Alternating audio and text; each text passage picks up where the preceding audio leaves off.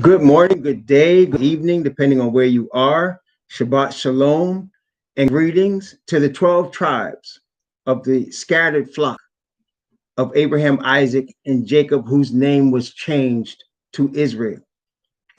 Greetings to the 12 tribes of the bloodline of Israel, who are scattered into the four corners of the earth by captivity and slavery and oppression, and are awaiting their deliverance from the line of the tribe of Judah.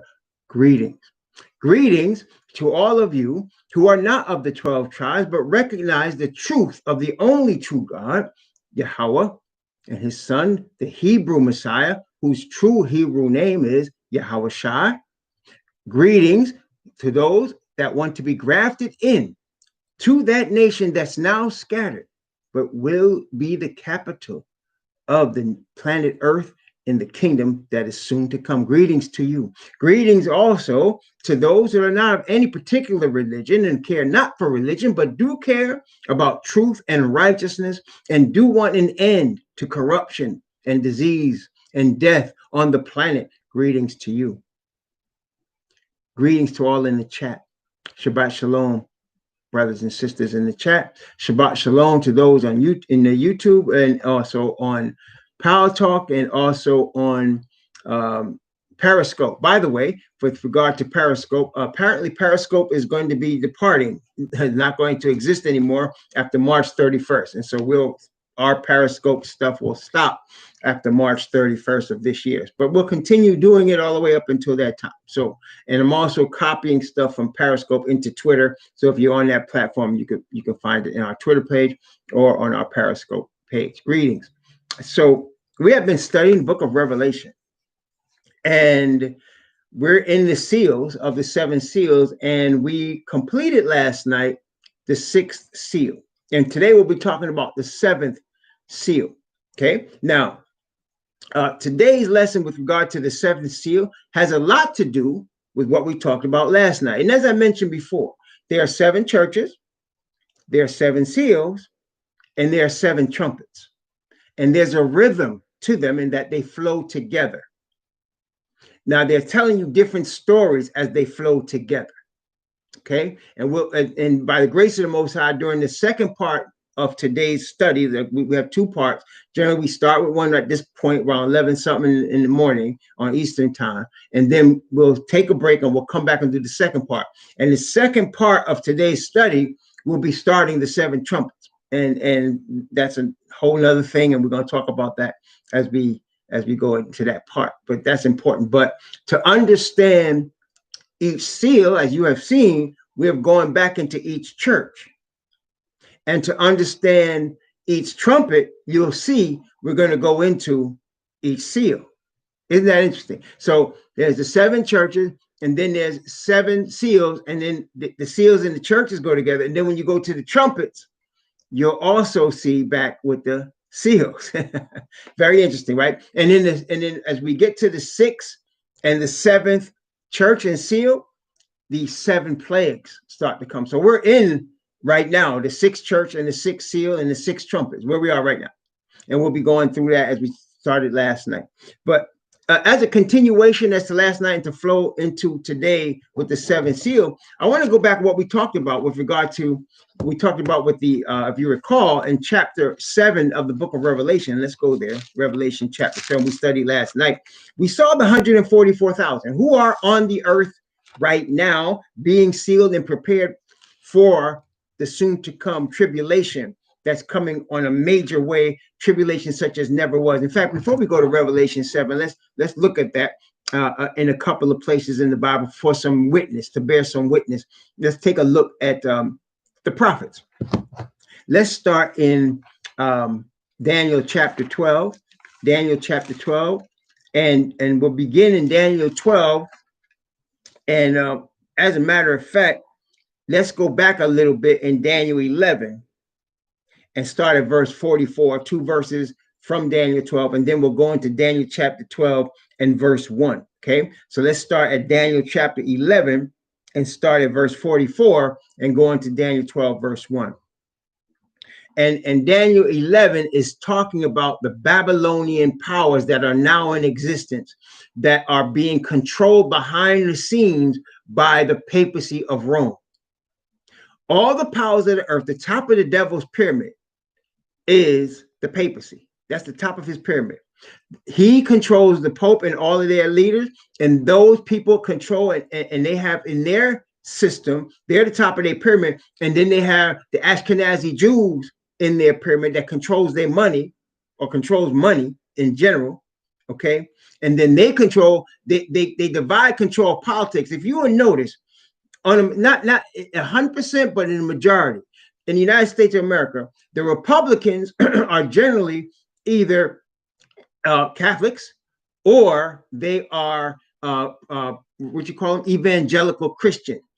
The leaders of the Democratic Party are generally Ashkenazi Jews. If you look at it closely, now you have some overlap, but just if you look at it closely, that's the situation. The leaders, so for example, the leader in the minority leader, who's now going to be the majority leader in the Senate, is an Ashkenazi Jew named Chuck Schumer. Okay, the former leader was an evangelical, that was Mitch McConnell. The leader in the House is a Roman Catholic named Nancy Pelosi. And the minority whip in the House is a Roman Catholic named McCarthy. See? And so you have that control all in the government. As we mentioned to you, the 9 Supreme Court justices, there are 9. 7 of them are Roman Catholic. 2 of them are Ashkenazi Jew. And the 2 Ashkenazi Jews are considered liberal. And the majority, not all, but the majority of the 7 Roman Catholics are considered conservative. Okay? So one of the Roman Catholics is Sotomayor, and Sotomayor is a liberal, but she's also Roman Catholic. So you do have some overlap. But for the most part, the Ashkenazi Jews control the Democrats, and the Catholics control the Republicans, generally speaking. And they're all under the umbrella of Rome, who controls the whole thing. Okay, all these other things, all of the families of 13, the Rothschild, Ashkenazi Jew, money, they control the money. They're under Rome. Okay, all of them. Okay, if you notice that. So that's how this is run, and the Bible shows us the whole thing. That's why we don't have to guess. The Bible shows us the whole thing. So here in Daniel chapter 11, as we study, it's the power of Babylon that is described in Revelation. That's this everything I just described. It's the Roman Catholic Church controlling all the nations of the earth, controlling the money, controlling the United States, who is the muscle. The United States is the muscle behind Rome. Whenever Rome wants to spank somebody, it sends the United States.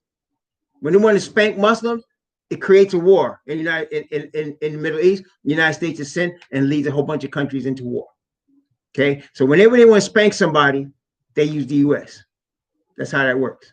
All right, and so people like to think they're voting for somebody, and you can vote for somebody, but your vote is being controlled. It's being controlled. Okay, so for example, there was a candidate this past election cycle that was promising the elimination of all student debt, universal health care, right, and fair taxes, right, and everybody, they did polls, everybody wants that, yet he didn't get voted in because the person they wanted, and he was Ashkenazi Jew, but the person they wanted, the Roman Catholic they wanted, the president, they made sure he won. So we could, and they convince you, the media convinces you as to who to vote for. You're being controlled. Media is very powerful. There are some very powerful entities that control people's minds that people don't even realize they're being controlled. Okay, media is one, and music is another. Music, media, movies, because people like to watch, right? We watch movies. Movies influence what you are thinking. I remember the first time I watched something on Netflix, it was many years ago, and I saw 2 men kissing, and it repulsed me that they showed that was something they put on there. But what were they doing? They were getting us all mentally prepared to accept that. Okay, they're getting us all mentally prepared to accept that. So that's how they do things with the movies. And then of course with music, they put stuff in music and they influence people to do things. Okay, so for example, when I was a little boy, which was a long time ago, the only people I would see with tattoos were people in the motorcycle gang, people in a gang in general, or people that were in the Navy. Those are the only people that you would see with tattoos. And you would never see a woman with a tattoo. Today, because of the influence, what they do, they start putting it in movies, they put it in the music with the gangster rap, and then they had the athletes, professional athletes, particularly basketball players, putting tattoos all over themselves. And I never understood. The Bible speaks against putting markings on your skin like that because that's what the heathen do. The Bible speaks against it.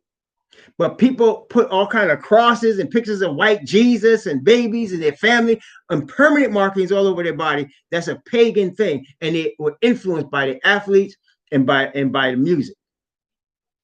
Okay. Okay, so again, it's a major influence. It's a major way of controlling people's minds, gets them to think and vote how they want them to think and vote about whatever. When you see a television program, they're not just, a news station is not just giving you what's happening. They're trying to frame how you think about what's happening. Okay, they're trying to frame. So, for example, have you ever found yourself, and you can be honest, I'll be honest and tell you I did. You ever find yourself watching a movie, right? And the star of the movie is a bad guy. He's a bad guy. Like if it was white wearing good and black wearing bad, he would be wearing the black hat. He's a bad guy. But you end up rooting for him. You end up rooting for him. Like, for example, with the Sopranos. I watched the Sopranos, right? And the head guy of the Sopranos, Tony Soprano, is one of the most terrible human beings you ever see in your life, right? If he's a horrible human being, and yet you're always you find yourself rooting for him in the Sopranos. And I caught myself, I said, why am I rooting for this dude? I hope he gets killed. But he's not going to get killed because he's the star. Right? But they influence you to think opposite of what you would normally think. Okay. And that's why the word of the Most High is so important to us. As we consider the word of the Most High above all things, then we can clearly see when something is wrong and when they're trying to influence us, and we can trust the word. But if you don't know the word, which brings me to my second thing today, churches influence people's minds. Okay. They influence minds by groupthink. I call it, I don't know, there is a scientific term called groupthink, but what I mean by it is that you have to feel comfortable in a group.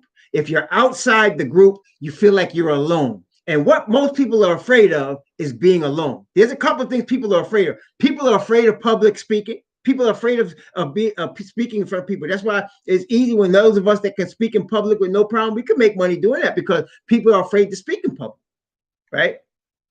But being alone, the loneliness drives people to do some crazy things, does it not? I mean, I think we all understand that. People that are lonely will go to groups that they don't care about as far as what they teach you, but they want to be with the group. And the churches know that. So to be with the group, to get along in the group, you have to believe what everybody else believes. And you cannot go against that, because if you do, you might find yourself outside the group. And God forbid that should happen, right? That's the way a lot of churches influence people. And then once you're in the group, and then they get you to agree with whatever's coming from that pulpit, all they got to do is get a person that's charismatic or a person that you can respect, and then they can get you to believe almost anything they want. Almost anything they want. And in the name of religion, we have seen all kinds of things, have we not? From Jim Jones leading people to Guyana and killing them all, right? To people that end up having sex with pastors having sex with parishioners, men and women. They can get you, as long as they can get your mind and your heart. And that's the thing, brethren. That's what the devil wants. He wants this and this. He wants your mind and your heart. Because if he has that, he can cause you to do anything you want. That's why when we who want the truth, we're seeking the Father and his Spirit and his word alone. That's why I say to you, read your King James Bible. Study it. Trust in that. That's the word of the Most High. Okay? And I'm not saying you don't have to believe the way I teach it. Believe the way the Spirit of the Most High is leading you as you put your whole faith and trust in it. He will lead you and guide you the way you should go. He promises that in the word.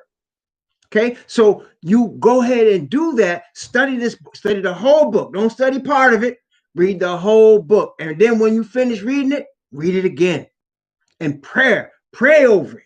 Pray to your Father, the Bible said, which is in secret. And the Father which seeth in secret shall reward you openly. And they asked Messiah, teach us to pray. And he said, the first thing he said, our Father, which art in heaven, he said, hallowed be thy name. First thing. Messiah said, pray to your Father. In the name of Messiah, pray to your Father. Messiah represents perfect righteousness on your behalf to the Father. And then he come back and represent the Father's spirit to you. And he will guide you in his word. Pray to your Father.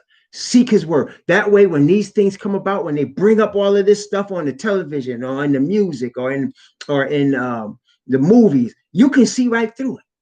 You can see right through it.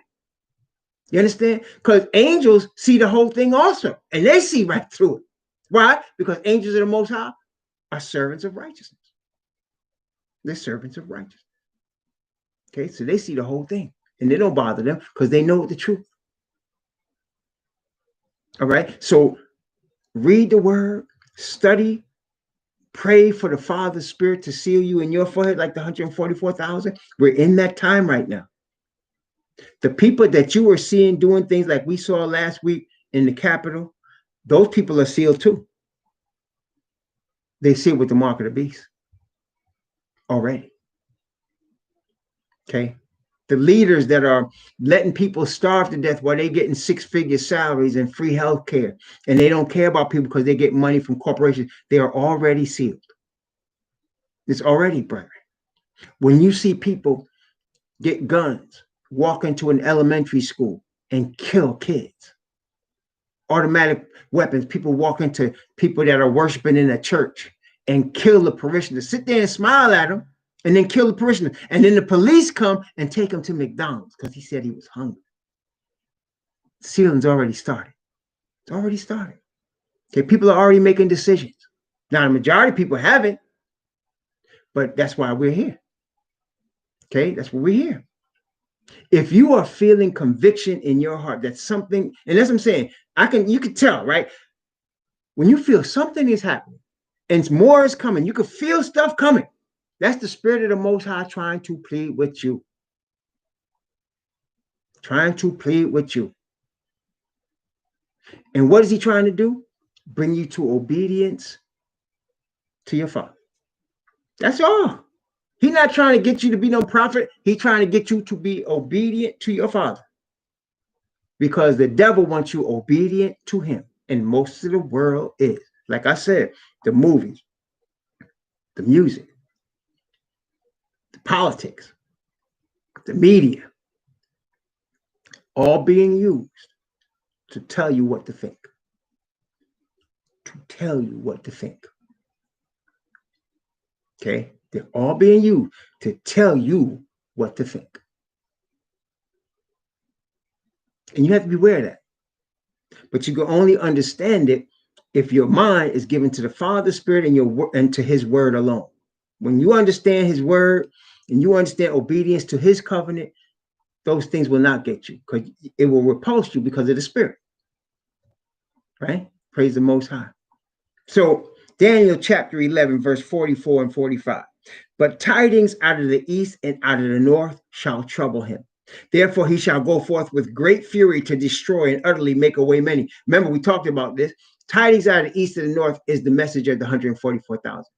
It's representing as coming out of the east and the north because the Father's throne is in the sides of the north, and the Messiah's return, as we talked about last night, is from the east. So tidings out of the east and the north is tidings is a message. The message is the 144,000's message, and that message causes trouble. And it causes the enemies of truth to come at the 144,000 and at anybody that believes their message to come at them. What does it say here? Great fury. In other words, whosoever shall not worship the image of the beast shall be put to death. That's Revelation 13. Okay.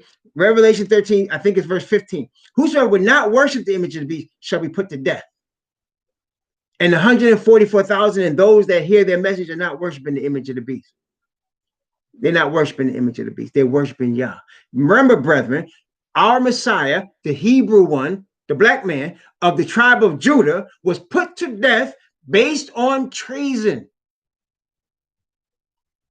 It was treason because he said he was a king. And they said there's no other king but Caesar. The 144,000 will be hunted and those will be arrested that follow them for treason. Because we're saying there's a kingdom that's coming that's going to destroy this one. What did they say about the people that came on Capitol Hill last week? They were committing treason and sedition. Remember? Because they wanted to take over the government that the people, they said the people established, even though the government is bought and paid for by politicians, by corporations, the people think that this is their government, right? And so they say, oh, you're committing treason and insurrection. And they were. But we're going to be accused of it based on, check it out, what we believe and what we teach.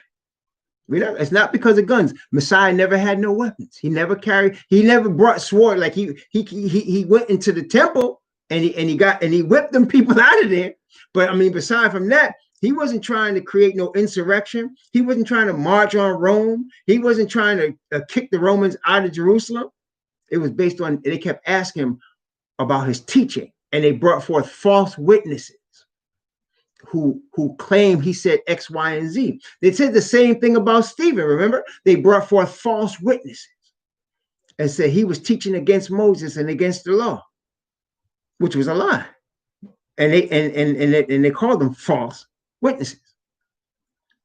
Okay, the Christians would say, oh, that's good, he was teaching against Moses, against the law, but they said it was false witnesses because he wasn't teaching against the law. Okay, and they claim they also, that's how they put him to death. Okay, so treason against the government is going to be the problem for us because we're talking about a coming kingdom that's going to destroy this kingdom. And we're not making this up. This is what the Bible says.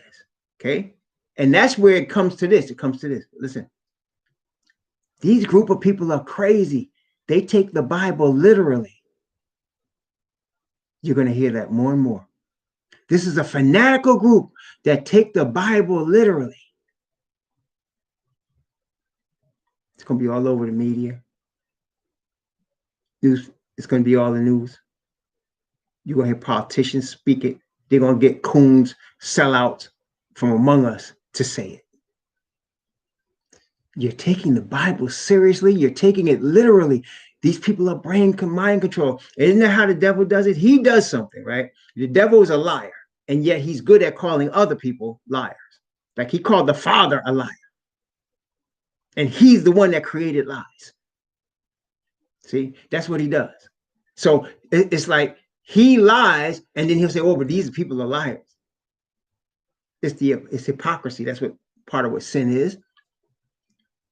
See, so he's going to call us mind control when he has everybody listening to these media, listening to these news people, listening to these anchors as if they're heroes, looking at these people for athletes as if they're the ones you're supposed to worship. And he's saying, we who look at the word are mind control. Okay, that's what it's going to come down to, that black becomes white, white becomes black, up becomes down, down becomes up. Truth becomes lies, lies become truth. Okay, that's what it's already here, but you're going to see it more intensely. So tidings out of the east and the north represent the message of the 144,000 and the reaction on a worldwide basis from all the leaders of the earth for that message. Verse 45, talking about the papacy. And he shall plant the tabernacle of his palace between the seas in the glorious holy mountain. Yet he shall come to his end, and none shall help him. See, we are talking about, what are we talking about? What's already happened. Did not the President Trump say that he's going to make Jerusalem the capital of Israel? Didn't he say that? Okay. I think Tel Aviv is the capital right now, but he said he's going to make Jerusalem the capital. And the Ashkenazis that are Zionists love that because they're looking to do what they've already started, talking about recreating temple sacrifices in Jerusalem. Now, they can't do it at the original temple because a Muslim mosque is there. Muslim mosque is there in that spot, which is to us a sign that the Most High is not there, right? He's not there. And when he comes to set the true Jerusalem on that, he's going to crush and destroy and annihilate everything that's there. Okay, but right now they're already setting up temple. The renewal of sacrifices in Jerusalem's already started. They're already talking about that, and they got the Pope's blessing. That's the key here. They wouldn't do it unless they got the blessing of the Pope of Rome. He has also, for many decades already, has set up a palace in Jerusalem. Do you know the Pope has one there already? And that's prophecy. That's where we are. And then Daniel 12, verse 1. And at that time shall Michael stand up, the great prince which standeth for the children of thy people. This is Gabriel talking to Daniel. And he's telling Daniel, Michael shall stand up at that time. And Michael is who? He is the great prince which standeth for the children of thy people. That is the children of Daniel's people, the children of Daniel's Israel, which is us. Michael is Messiah because he stands for us in front of the Father. Right? That's what he's describing right here. He said, he standeth for the children of thy people. He is the high priest. That's what we're talking about. Stand up. When's the last time you saw that? You saw it in Acts chapter 7. When Stephen said, I see the heavens open and the Messiah standing at the right hand of Yah. Messiah had been sitting at the right hand of Yah. Sit down on my right hand till I make thy enemies thy footstool. But then when Stephen was being stoned, he looked up and I see Messiah standing. That's final judgment right there. That was the sign that we were going to go back into slavery. That was the sign that we were going to be carried captive into all nations by the Gentiles until the time of the Gentiles be fulfilled according to the word of Messiah, as well as many other prophets. So that was the sign. He stood up. That was it. That was the end of the 490-year period that Daniel was shown in Daniel chapter 9, when Stephen saw Messiah stand up. That was when we were officially going back into slavery. Okay. So here he stands up, only this is different. This is the final stand up. This is the final time. He says, Messiah shall stand up, the great prince, which standeth for the children of thy people. And there shall be a time of trouble, such as never was since there was a nation, even to that same time. A time of trouble, such as never was since there was a nation. And it makes perfect sense because now Asatan understands not only is his time short, his time is up. When Messiah stands up this last time, Asatan's time is up. Game over. And he knows that. Asatan does. And so he is going to go stark, raving mad. And his goal is to kill all of us. I'm trying to be real with you. They're going to want to kill us. Christians talk about persecution because somebody gossiping at them. They're going to want to take up machetes and kill us. I say machetes and kill us. And that's why we need to trust in our God. And he's developing that trust in us right now. When you get to the point where you're able to trust your Father and his word, you don't worry about the machetes. You don't worry about those things because your mind is like Stephen's. His mind, when he was being murdered, his mind was on the third heaven, where Messiah was, where the Father was. And he had enough sense that as his own bloodline people were murdering him, he asked, don't lay this sin to their charge, because it was Israel. But Messiah is not going to be thinking like that when he stand up this time.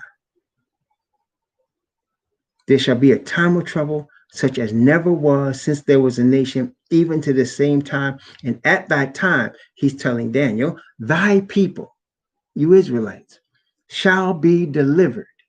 Everyone that is found written in the book. See, that's why we don't worry about the devil's plans. The devil causes people, in one of the ways the devil causes people to submit to him is through fear. Right? He plays on lust also. He plays on the desire for money and power. That's how you got people in the top echelons of this system, right? He plays on people that want money and power that are willing to do anything to get it. I was on my way down that road. There was no question. And so I got an understanding of that. And I have met people that have sold out all to get money and power. I've met people. I've sat with them. And when you get to that point, you're gone. That's it.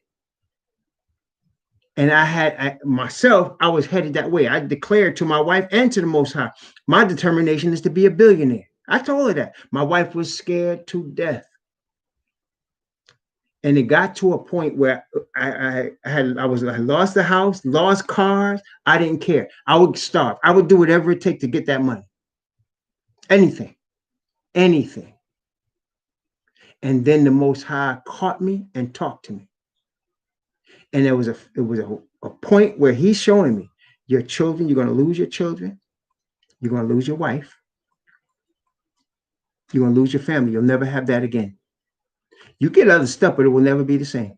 And you can have the money. And I had to make a decision right there. Do I want my wife and children? It wasn't even about him. He already explained to me, you're going to lose me already. But you're going to lose your wife and children too. Do you want that? Or do you want the money? At that moment, I chose my wife and children. But I've met many people that's chosen the money. Many. Most choose the money and power. That's one. The other area is fear. Fear of death. Most of the world's leaders are under the control of Rome because Rome has a group of hit squad people called the Jesuits. They also have the Dominicans. They're called Dominicans. That's an order of Catholic Church along with the Jesuits. Okay. Then they got special societies, Knights of Columbus, right? Knights of Malta also. And these people will kill you for Rome. And the people that are listening to them understand that. And so they'll do whatever. They'll get money and position and all that, but they don't want to lose their life or the life of their family. Okay. And through fear of death, that's how Asatan controls most of the people. But what we learn when we trust the Father's Spirit is not to fear anything. Sometimes what scares me is the fact that I'm not scared of anything. That's what scares me, because I'm liable to, like the other day, okay, these two people, this was about a month or two ago. I'm walking from my house to go to my mailbox and walk back. And they were having a conversation, and they stopped their conversation to stare at me as if I had done something wrong. If you blackmail in this country, you know what I'm talking about. They give you that stare like, what are you doing here? Like, and I couldn't believe it. And I looked at them and I just kept walking, right? About maybe a month ago, I was doing my power walk. And when I finish my power walk, I do a 6-mile walk, and I finish it and I do this one circle around my house, and I slow down to cool down. And I walked up, and they were between these two cars. I hadn't seen them until I walked up on them, and they turned around, and the dude turned around like he was reaching in his pocket for something. And I'm gonna be honest, I said something to him. Like, I said, "What are you looking at?" But I didn't say it that nicely. And I just kept walking. And I said, I gotta be careful. My wife said, you gotta be careful. You don't realize who you are, you gotta be careful. And I do, because I'm not scared of anything. If he had a gun or a knife, I didn't care. And that's what it is. You get to a point where you're not scared, and that's kind of scary, because you got to be wise. You got to be wise. You got to handle yourself with wisdom. And I didn't at that moment. I let it get to me, because they were staring at me like they stopped their conversation, and he stared, and she acted like I was raping her, going to rape her or something. And I asked him, what you were looking at? What's wrong with you? And I just kept walking, though, because I don't know what he had in his pocket, right? But like I said, I didn't care. But that's the only thing. I ain't have any fear of them. None. My fear is I bring my family to some place that's dangerous, because I can't control what happens to my wife or my children. So that's the only fear that I really have. Otherwise, I wouldn't care, man.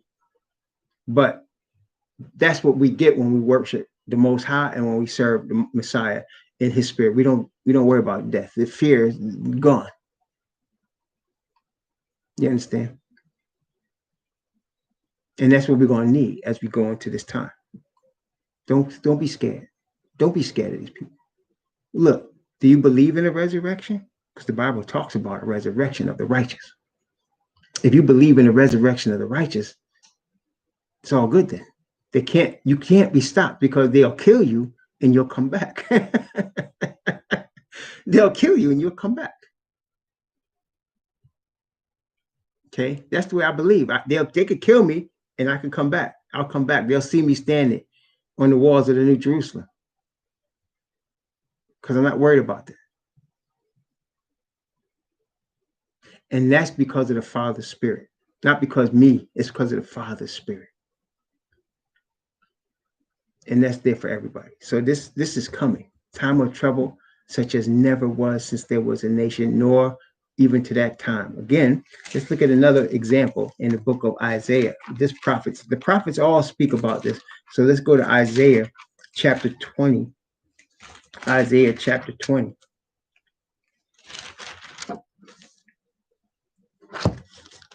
No, I think it's 24. I'm sorry. Isaiah 24. Yeah, it's chapter 24. Isaiah chapter 24 talks about what's coming. It's talking about the same thing. Isaiah chapter 24, beginning at verse 1. Behold, Yahweh maketh the earth empty, and maketh it waste, and turneth it upside down, and scattereth abroad the inhabitants thereof.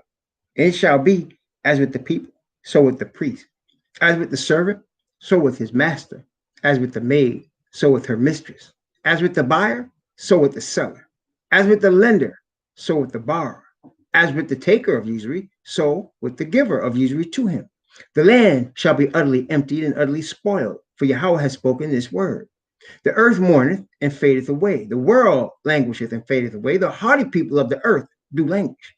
The earth is defiled under the inhabitants thereof, because they have transgressed the law, changed the ordinance, broken the everlasting covenant. Therefore hath the curse devoured the earth, and they that dwell therein are desolate. Therefore the inhabitants of the earth are burned, and few men left.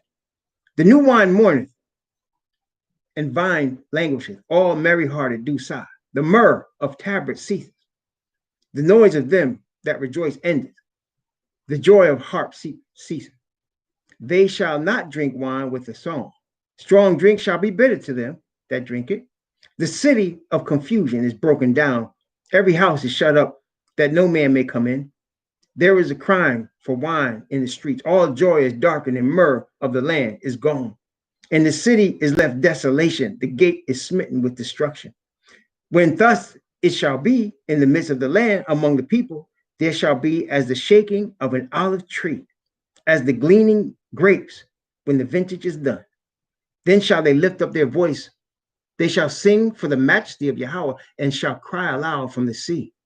Wherefore glorify ye Yahweh in the fires, even the name of Yahweh Most High of Israel in the isles of the sea. For the uttermost part of the earth we have heard songs, even the glory to the righteous. But I said, my leanness, woe unto me. Treacherous dealers have dealt treacherously. Yea, the treacherous dealers have dealt very treacherously. Fear and the pit and the snare are upon thee, O inhabitant of the earth. And it goes on, but you're getting the picture. Same thing as Revelation chapter 18, which I'm not going to read that because we're going to come to that. But that's Revelation 18. That's Isaiah chapter 24. That's Daniel chapter 12, verse 1. That's also Jeremiah chapter 30. It's in many prophets. It's coming. And we're being prepared. That's why I say don't fear. The preparation is not of us, it's of the Father. He's preparing us. We have to remember that. It's easy to forget in this earth and in this land where man thinks he controls everything. Because that's where we live in a world where man thinks he can control everything. Okay. And the majority of the sons of Japhet, they go crazy if they don't feel like they're in control of everything. That's what you saw in Capitol. They're usually getting what they want. They've been doing it for 2,000 years. And so now if they can't control it, they don't know how to handle it. But we who trust in the Most High don't leave control for us. Control's in the Father's hands. It's him that said, I will put my spirit upon you and cause you to keep my commandments, statutes, and judgments. That's not us. We just make the decision to allow his spirit to come upon us. That's what we have to do. We have to make the decision to repent of our sin and ask him and receive of his spirit. That's the decision we have. As far as the completion of our preparation, that's of the Father. He prepares us.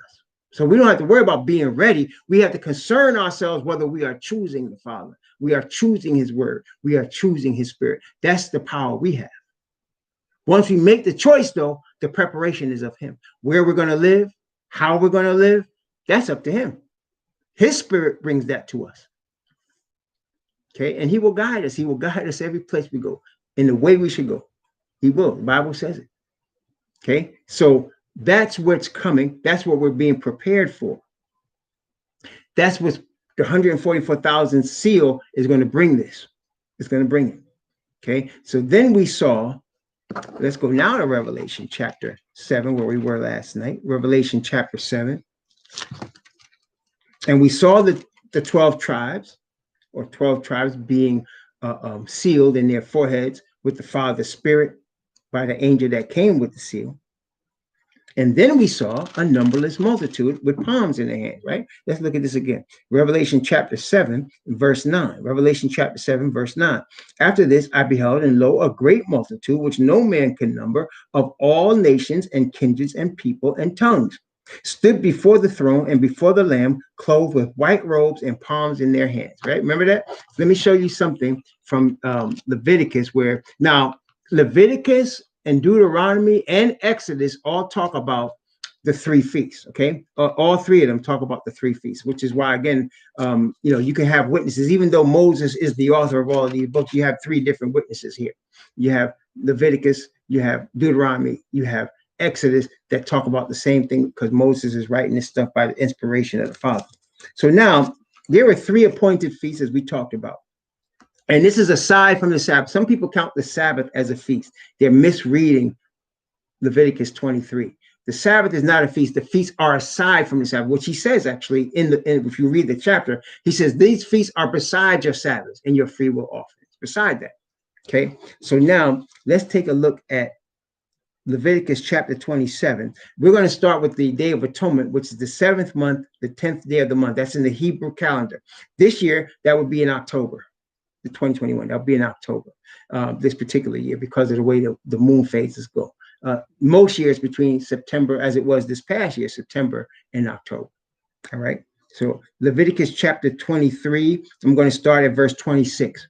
And Yahweh spake unto Moses, saying, also on the 7th day, also on the 10th day, on the 10th day of the 7th month, there shall be a day of atonement. It shall be an holy convocation unto you, and ye shall afflict your souls and offer an offering made by fire unto Yahweh. And ye shall do no work in that same day, for it is a day of atonement, to make an atonement for you before Yahweh your most high. For whatsoever so it be that shall not be afflicted in that same day, he shall be cut off among his people. What does he mean by afflicted? That means you are repentant. You are coming to the Most High with repentance for your violation of the covenant. It's not like you got to see the Ashkenazi Jews. They think they got to remember every sin they committed. So they try to literally go down the list and look at every sin they committed. I remember one was telling me, a rabbi, it's hard to remember all of those sins because it's not for them. Whatever sin you commit, you have broken the covenant. If you've broken one of the 10 commandments, you've broken all of them, because it's a violation of the covenant itself. And so what we are repenting of is our violation, our breaking of Yah's covenant. It's not that complicated, brethren. You could be a thief, you could be an adulterer, you could be a murderer, you could be somebody that covets, you could be somebody that worships idols. But whatever one of those it is, or multiple for most of us, the whole covenant is broken. That's why when Moses came down the first time, he broke the 2 tables, because he saw them committing fornication and worshiping a golden calf, and he realized they just broke the covenant. So when he says afflict yourself, you are fasting and you are praying because of your breaking of the covenant. And you're seeking forgiveness because of the breaking of the covenant. Okay? All right. So that's what they're doing. They're afflicting themselves, for afflicting their souls to get their sins off of them. And the Day of Atonement is designed to take sin off of Israel forever. That's why it's a sign of the true Day of Atonement, which we're in right now, when Messiah is in the third heaven and he is interceding for us for the Father. The point of that is for us to have sin taken off of us forever and replaced permanently with the Father's Spirit of righteousness. That's why the 144,000 are sealed in their foreheads. Okay, it's a permanent now part of their character. We are wearing the coat of righteousness that Father gives us for now, but the day is coming when the seal is complete on us, where that coat is ours. And that righteousness state is part of our character permanently. Okay. Okay. Let's start again at verse 29. For whatsoever so that it be, so it be that shall not be afflicted in that same day, he shall be cut off from among his people. And whatsoever so it be that doeth any work in that same day, that same soul will I destroy from among his people. Ye shall do no manner of work. It shall be a statute forever throughout your generations in all your dwellings. It shall be unto you a Sabbath of rest, and ye shall afflict your soul in the 9th day of the month at even. From even unto even shall ye celebrate your Sabbath. So again, a Sabbath from sunset to sunset. We were always saying that there are people out here being confused about it's only during the daytime or whatever. It's not on the 7th day anymore. From even unto even shall you celebrate your Sabbath. So he said, from the 9th day at even. That means it's about 3 o'clock in the afternoon. That's the end of the day, because in the Hebrew economy, 6 o'clock is the end of the day and start of a new day. 6 p.m. start of a new day. Okay, and so he said, when you get to that point, now you're going from the 9th to the 10th day of the month. Verse 33. And Yahweh spake unto Moses, saying, watch this. Speak unto the children of Israel, saying, the 15th day of the 7th month. Okay, that's 5 days after the Day of Atonement. That's 15 days after the trumpets, right? The 15th day of the 7th month shall be the Feast of Tabernacles for 7 days unto Yahweh. On the first day shall be a holy convocation. Ye shall do no servile work therein.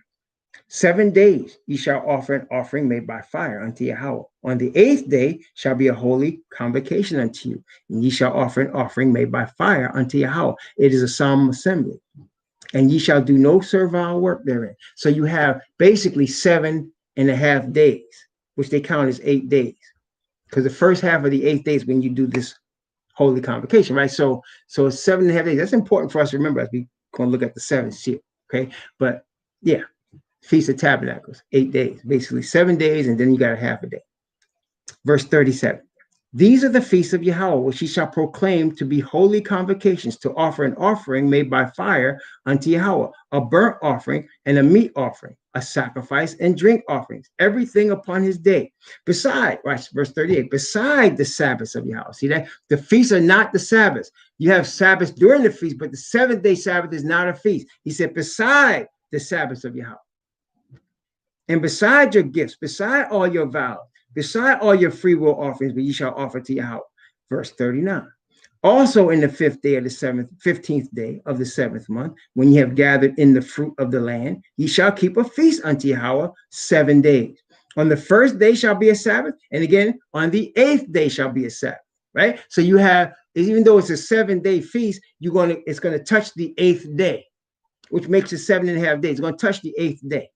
Okay, so we started on a Monday, it's going to touch the following Monday as the 8th day, right? But the feast is actually from Monday to that following Sunday if you're going to do 7 days. I'm just using that as an example, right? So 7 days. On the first day shall be a Sabbath, and on the 8th day shall be a Sabbath. And ye shall take you, watch this, verse 40, and ye shall take you on the first day the boughs of goodly trees, the branches of palm trees, and the boughs of thick trees and willows of the brook, and ye shall rejoice before Yahweh your Most High 7 days. And when they said rejoice, brethren, that's a party. I'm going to show you in a minute, but ye shall keep it a feast unto Yahweh 7 days in the year. It shall be a statute forever in your generation. Ye shall celebrate it in the 7th month. And ye shall dwell in booths 7 days. All that are Israelites born shall dwell in booths, that your generations may know that I made the children of Israel to dwell in booths when I brought them out of the land of Egypt. I am Yahweh, your Most High. And Moses declared unto the children of Israel the feast of Yahweh. So that's a party one right there. Now, it's because now we're not traveling anymore. We were dwelling in the wilderness for 40 years, and we got into the land, and that was supposed to be the final resting. We weren't supposed to have to travel anymore. And so again, when we get to the third heaven, we're going to be third, we're going to be here on the earth. Messiah is coming from the third heaven. And when he sets up his kingdom, we're going to have the Feast of Tabernacles. Because why? We're not going to have to wander anymore into the four corners of the earth, and we're not going to be in captivity anymore. We're going to be home. We're going to be home forever, never having to wander and be a stranger anywhere. Praise the Most High. Now, let me show you the party part, though. Watch this. Deuteronomy chapter 14. Deuteronomy chapter 14. Watch what it says here. I'm going to start at verse. I'm going to start at verse 22. Thou shalt truly, in Deuteronomy 14, verse 22, thou shalt truly tithe all the increase of thy seed, that the field may bring forth year by year. And thou shalt eat before Yahweh thy Most High in the place which he shall choose to place his name there. They brought the tithe every 3 years on the Feast of Tabernacles. Okay? And so the tithe of thy corn and of thy wine and of thy oil and of the firstlings of thy herds and of thy flocks, thou mayest learn to fear Yahweh thy Most High always. And if the way be too far for thee, so that thou art not able to carry it, or if the place be too far from thee, which Yahweh thy Most High shall choose to set his name there, that place is Jerusalem. When Yahweh thy Most High have blessed thee, then thou shalt turn it into money and bind up the money in thy hand, and thou shalt go unto the place which Yahweh thy Most High shall choose. And thou shalt bestow that money for whatsoever thy soul lusted after, for oxen, or for sheep, or for wine, or for strong drink, or for whatsoever thy soul desires. And thou shalt eat there before Yahweh thy Most High, and thou shalt rejoice, thou and thy household. And the Levite that is within thy gates, thou shalt not forsake him, for he hath no part nor inheritance with thee. At the end of 3 years, thou shalt bring forth all the tithe of thy increase in the same year, and shalt lay it up within thy gates. And the Levite, because he hath no part nor inheritance with thee, and the stranger, and the fatherless, and the widow, which are within thy gates, shall come and shall eat and be satisfied, that Yahweh thy Most High may bless thee in all the work of thy hand, which thou doest. There it is, the Levite, the fatherless, and the widow, the poor. You're going to bring all your tithe of the 3 years, and you're going to party for 7 days with your brethren. Notice he said, wine, strong drink, ox, sheep, bring it. And you're going to party. You're going to eat. You're going to dance. You're going to rejoice. Most High know how to party. He know how to do it. And that's when you bring it to Jerusalem. That's why you can't keep feasts outside of Jerusalem. This is when you're in the land. Okay? So this is it, brother. So that is the Feast of Tabernacles. That's the palm branches we saw in yeah, exactly. So it's not about the money. It's about the tithes are about food. They can eat for people to be clothed. That's what it's about. It's not about money. When you see first of all, what they're doing in Christian churches is not tithing. They're calling it tithing. And it's so interesting. They tell you that the Old Testament is done away with and they're New Testament Christians, yet they expect their members to bring tithe, which is an Old Testament concept. So what? For money. Because it's all about the money with these organizations and religion. It's about the money and power and control. It's not about the truth. Don't ever think it's about the truth, because if it was the truth, they'd be following what we're talking about here. It's about money, power, and control. Control over what? Over your mind, over your heart, over your thought process, over what you choose. Control. You want to be afraid of being alone. So you got to be with the group. And so you got to follow the group. Got to do what the church says. Don't leave the church. Isn't that what they tell y'all? Don't leave the church. Never once do they talk about the Father and his word alone. And even me saying this, people are going to be mad. He's telling people to leave the church. Oh, Lord, brother. It's something, isn't it? The brain, mind control is strong, man. It's out here and it's strong out here. Okay? But the word of the Father, this Bible alone, and his spirit through Messiah will stop you from being mind control. It will free you from the mind control. But you have to follow the word of the Most High. We just read it. He said wine, strong drink. See, he's not against you drinking wine. See, when people like SDA churches say, "Oh, we don't drink wine because wine is a marker," and up the street, the Muslim people who live next to me, I don't associate with anybody that drinks wine. I mean, the Bible doesn't say that. What the Bible shows you is to respect the wine. What I mean by that, it says it'll mock you. Wine is a mocker, and strong drink is raging, and whoever deceived thereof is not wise. So, and Messiah said, if you can't handle it, cut it off. Don't drink it. But he tell you, you got to respect it because it'll cause you to be stupid.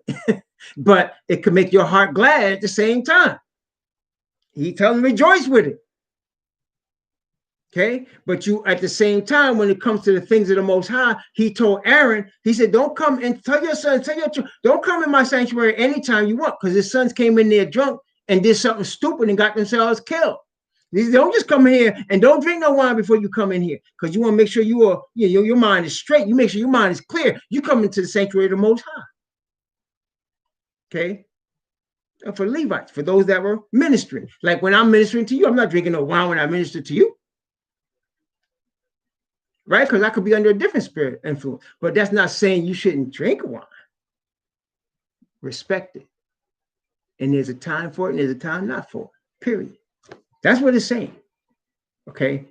And when we get ready to party in the Feast of Tabernacles, it's going to be a time for it, brethren. We're going to have some fun. Praise the Most High, y'all. We're going to have some fun. Right. There you go. Yeah, I mean, it's not necessary that you drink it, but it's not necessary that you don't either. That's what I'm saying. Respect it. Respect it. Have respect. Okay. So now we see what we talked about in terms of the palm branches as a result of the deliverance of the people of Yah, right? We see what we talk about in terms of the palm branches that we saw in Revelation chapter 7. Now, let's go now. And then again, okay, we talked about the 144,000. Let's just read that. Revelation chapter 7, beginning at verse 13. And one of the elders answered, saying unto me, what are these which are arrayed in white robes, and whence came they? And I said unto him, Sir, thou knowest. And he said unto me, these are they which came out of great tribulation, and have washed their robes and made them white in the blood of the Lamb. Therefore are they before the throne of Yah, and serve him day and night in his temple. And he that sitteth on the throne shall dwell among them, and they shall hunger no more, neither thirst any more, neither shall the sun light on them, nor any heat. For the Lamb which is in the midst of the throne shall feed them, and shall lead them unto fountains of living waters. And Yah shall wipe away all tears from their eyes. So we see that's the 144,000. That's the promise to us who are going through these last days, through a time of trouble such as never was. It's going to be hot. We're going to be a little hungry. We're going to be thirsty. We're going to be uncomfortable. But it's not going to be as much as what the wicked are going to get, because they're going to be scorched. But it's not going to be easy for us either. And after having preached this word and taught this word and take our stand for this truth, they're going to want to kill us. And so it's all of that combined. Okay. And so, and that's serious. When people are coming at you on a worldwide level to kill you, that's no joke, brethren. That's no joke at all. Okay. And so that's what's going to happen. And at this point, they would have all been with the seal in their right hands or in their foreheads of the devil. And they're definitely not playing. Okay. But the Most High also not playing, having protection for us. Okay. Revelation chapter 8 and verse 1. Revelation chapter 8 and verse 1. The seventh seal. This is now the last seal, that when it is opened, that's it. The number is made up. Once the seventh seal is opened, the number of the citizens of the kingdom of Messiah is made up. That's it. Okay. Revelation chapter 8, verse 1. And when he had opened the seventh seal, there was silence in heaven about the space of half an hour. Now, prophetically speaking, a day in Bible prophecy is a year. Prophetically speaking, a day is a year. In the Hebrew nation, months are 30 days long. Okay, 30-day long. Some 1 month generally each year is 31, but generally speaking, months are 30 days long. Okay, and so a month in Bible prophecy is 30 years. A year would be 360 years. because the year is 360 days, it will be 360 years. Okay, so what would an hour be? Well, if a year is a day, each day has what? 24 hours. Okay, each day has 24 hours. So if you divide 24-hour day into a year, which is 360, you get 15. 15 days is an hour of Bible prophecy. Half of that is 7.5 days. And we just read about that in Leviticus 23. And we just saw the vision of that in Revelation chapter 7 with the palm branches in the hands of the people.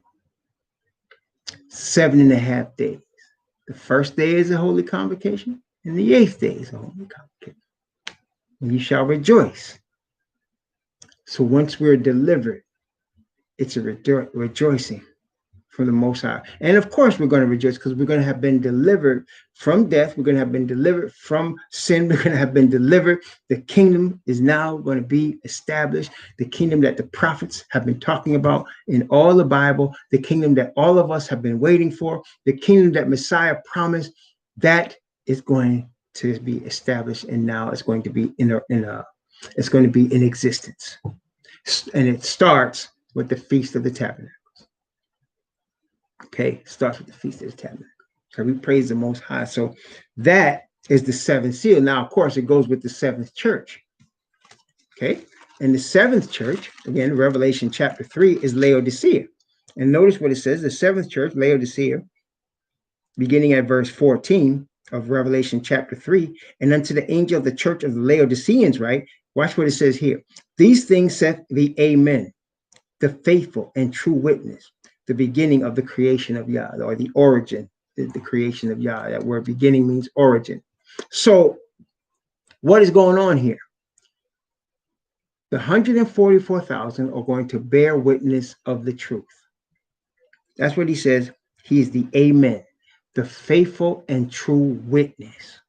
He is a witness, the Messiah is, of his Father's righteousness, of his Father's truth. Messiah is a living witness.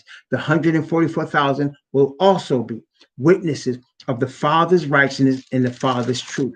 The problem with that is we live in a world where lies dominate. We live in a world where people that speak truth are hated. They're hated. That people have received lies all their life, and when truth comes, it convicts them, but they don't want it because it's not comfortable, because you're used to receiving lies. So when someone speaks the truth, you are angry. You're angry. Okay?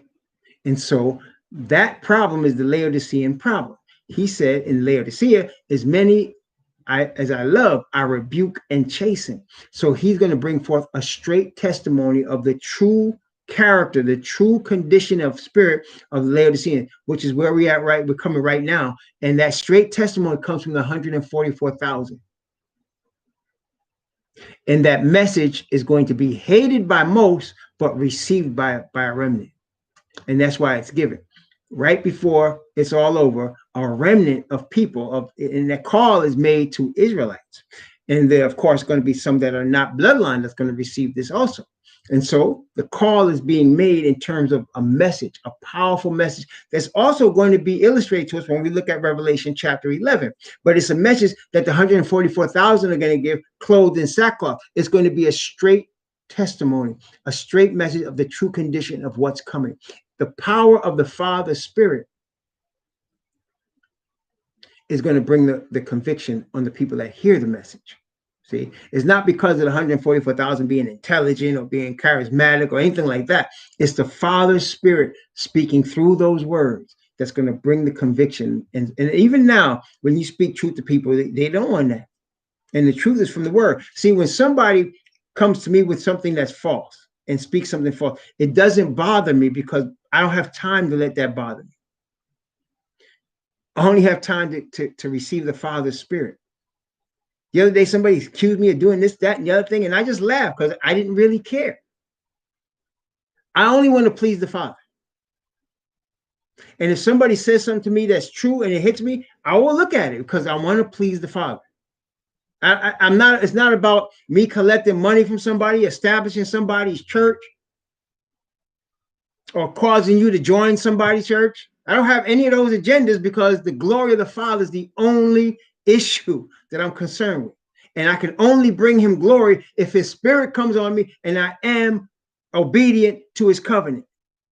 So people's criticism, people's lies, it doesn't bother me. It only bothers me because I see other people being misled. That's all. But I'm not going to get angry because you're speaking lies. The world is full of lies. But liars hate it, though, when you speak the truth. Liars hate it. They will get violent with you. They will get violent. They won't just leave. They'll get violent. They'll get violent. They get personal. They get ugly. Y'all have seen it even in YouTube, even in places you've seen it. Especially, like I like to talk about the people. I've baptized some Caucasian people that have received this truth and they have come grafted in Israelite. And ask them how their families and the people that they're used to respond to that. It's violently ugly. It's violently ugly. Cursing, yelling, screaming, hitting. It's violently ugly. Because truth is not welcome in this world. It is not welcome. That's it. That's this. I'm just being plain with you. We're on an earth where the television, the media, the movies, the music, the politicians, everybody's lying. And the more better they are at lying, the more they're accepted. Look at the president. Look at this guy has been one of the biggest liars there have been. And look how he's become president. He became president. Lies are valued. Truth is not. And the bigger one you could weave and spin and make money on, truth is not welcome.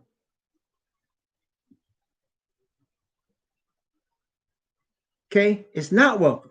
And so don't ever think because something is true that people are going to receive it. Don't think your family and your relatives are going to receive it because you've discovered it to be true. No, more likely it's going to be the opposite. They're going to hate you. And most of y'all know this that are following the word, following the Father. You know already what I'm saying. You can't speak of this stuff with your family. Messiah couldn't even speak of it with his family. Remember what he said? He said when he went back where he was brought up in Nazareth, they did not receive him. It's not this Joseph's son. Who is this Joseph's son? What kind of prophet are you talking about? And the Bible said he could do no great mighty works there because of their unbelief. And he said a prophet is accepted. He said a prophet is not without honor except in his own house, among his own family. Now that's a prophet, right? So anybody that's speaking truth, you're not going to be accepted by your family. Oh, heck no. No. Don't ever think because you're standing for truth, you're going to have a whole bunch of people with you. That's the church mentality where they think you're going to be in a group or you're going to create a group. No. You're going to be by yourself. And people are not going to like you. They're not even going to want to be around you. Like I said, when I was in the SDA church, when I joined the SDA church, I truly believed it to be the truth. And so when somebody would leave the SDA church and go become a Jehovah's Witness or go become whatever, I would approach them. I would say, what made you do that? And I would say, this is what we teach. Where in the Bible or what are you doing to go here? Because I would be concerned. If I thought what I had was true, I wanted to know what you was doing that caused you to go off the truth. I did this. People that know me know I did that. I would do it consistently. People, even to the person, don't go talk to them. They might, If what we have is true, it should be able to stand against anything. And I know this person. I ate with this person. I want to go see what they're doing. Why did you leave? What's going on? And most times it was like I'm having sex with this person, or I got tired of that, and I'm more comfortable in this other church. It was never to do with doctrine, which then I was satisfied because I thought, okay, so you're gonna follow doctrine that's false because you're comfortable. Okay, I'm going. No problem. But when me and my wife came to this truth, none of them contacted us. And we would share it with them.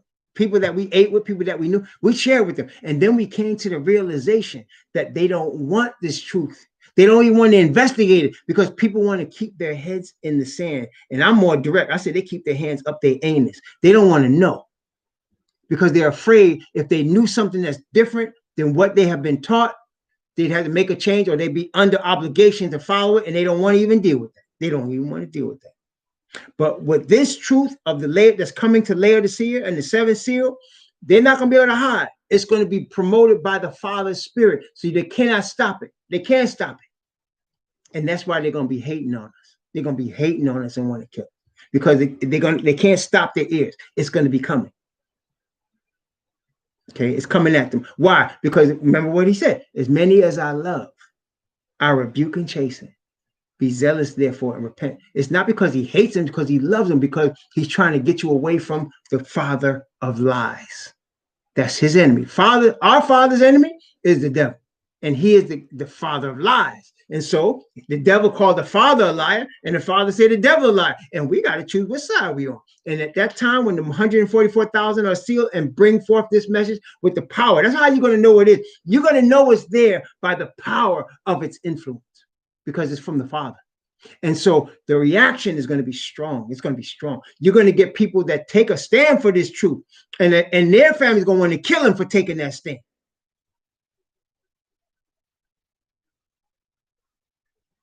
Okay, but no, you bring truth to people. Hey, listen. You remember when Messiah was born, right? And the wise men came 2 years later, and they came to the east. They said, where is he born, King of the Jews? We come to worship him. The wise men came from the east. And the Bible says that Herod and all Jerusalem was troubled.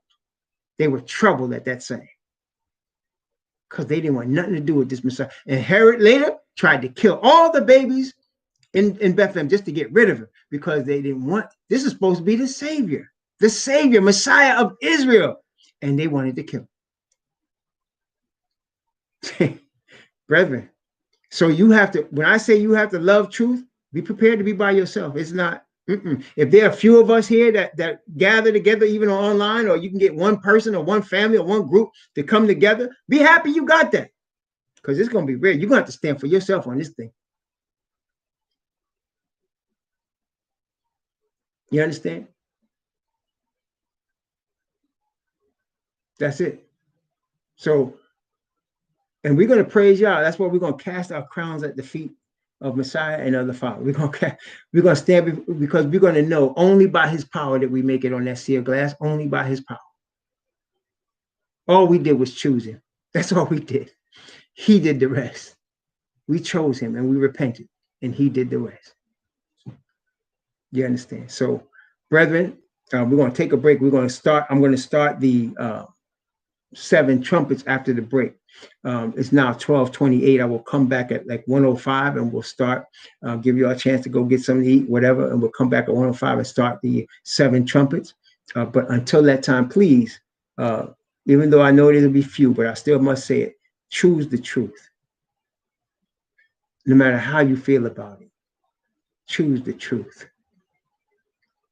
Choose the truth of Yah and his word alone. Don't trust anybody else and all their stuff. The truth. And even if it means losing your family, losing everybody, follow the spirit of the Father. Make sure it's the Father's spirit now, because, and then you'll be all right. You'll be all right. And pray for your family. Don't argue with them. Never argue with your family about this truth. Don't argue with them about this truth. Stay with the truth of the Most High. Be quiet and confident. Don't, and you can't speak to, you can't speak to them about this. You can't, but you could pray for them. You could definitely pray for them, because this is life, and it is life and death. But we got to be cool. This is not a situation where you can yell fire in the theater. You understand? You can't yell fire in the theater here, because they're gonna think you're crazy. So you got to be cool, and you got to let the Father's Spirit work on people, especially your family. You got to let the Father's Spirit do it. You can't do it. You can witness to strangers. It's the truth. Sound crazy, but you know I'm telling the truth. You can witness to strangers. Strangers will ask you, what's your faith? What do you believe? And you can witness to them. But not your family. They're not going to want to hear it. So you just have to pray. You have to pray for your family. And that's why it's very important that we pray. Very important that we submit to the Father and to his word, and let him be the glory. Castro, could you do me a favor? Could you could ask a question now since I'm at the end, but also I'd like people to have questions to send them. Either you can put them in the YouTube comments, or you can email me at Raw Hebrew Remnant, one word, Raw Hebrew Remnant, the number 12 at yahoo.com. In fact, let me put that in here so that you can email your questions. Let me see, Raw Hebrew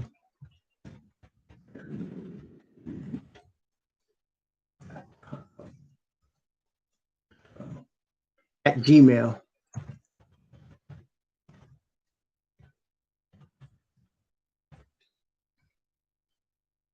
Okay, y'all see that? Raw Hebrew Remnant 12 at gmail.com. If you have any questions, please send them there, or the website www.rawhebrewremnant.org. www.rawhebrewremnant.org. You can send that. Our sister Josephine Isha, she is doing a good job handling that website for us. So yeah, you can send questions there, or again, you can at the bottom of the video, you can put your comments and you can put a question there. And so I'll try my best to get to them.